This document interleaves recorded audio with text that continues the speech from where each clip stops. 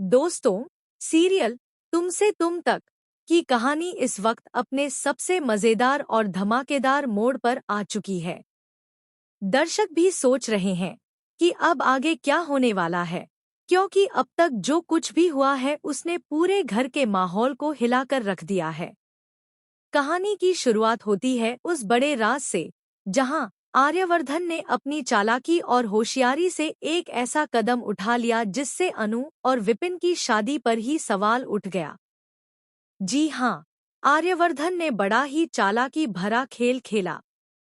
उसने एक legal bond तैयार करवाया, जिसमें साफ साफ लिखा था कि कंपनी का कोई भी एम्प्लॉय अपनी फैमिली के साथ मिलकर आर्यवर्धन ग्रुप के साथ बिजनेस नहीं कर सकता।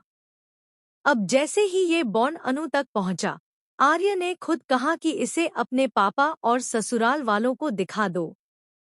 अनु बेझिझक बॉन्ड ले आई और जैसे ही रघुपति ने इसे पढ़ा, उसकी तो हालत ही खराब हो गई।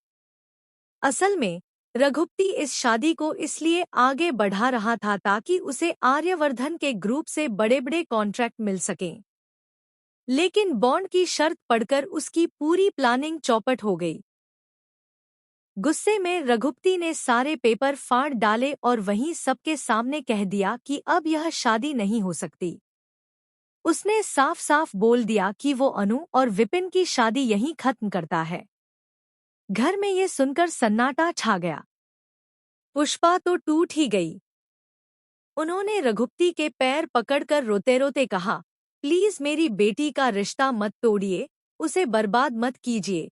लेकिन रघुपति पर किसी की बात का असर नहीं हुआ। असल में पूरा खेल आर्यवर्धन का था।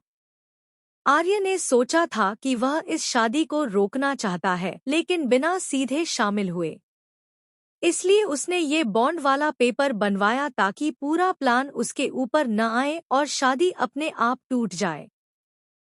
अब आगे कहानी और भी दिलचस्प हो जाती है। मोहल्ले में जब आर्यवर्धन पहुंचता है, तो वहां का माहौल बिल्कुल अलग होता है।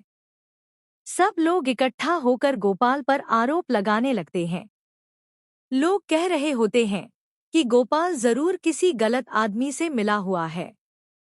तभी आर्यवर्धन खुद आगे आता है और कहता है, हाँ, मेरी डील है और जो भी मेरी मदद करेगा उसे मैं इनाम दूंगा।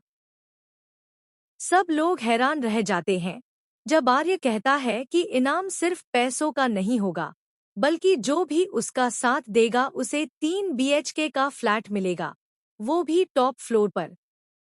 ये सुनकर पूरा मोहल्ला बेचैन हो जाता है।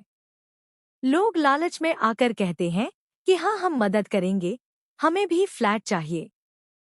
लेकिन तभी गोपाल डटकर खड़ा हो जाता है। वह साफ कहता है, मैं बिकाऊ नहीं हूँ और मैं इस गलत खेल का हिस्सा कभी नहीं बनूंगा। गोपाल की ये बात सुनकर सबका सिर झुक जाता है और वहीं आर्य लोगों की पोल खोल देता है।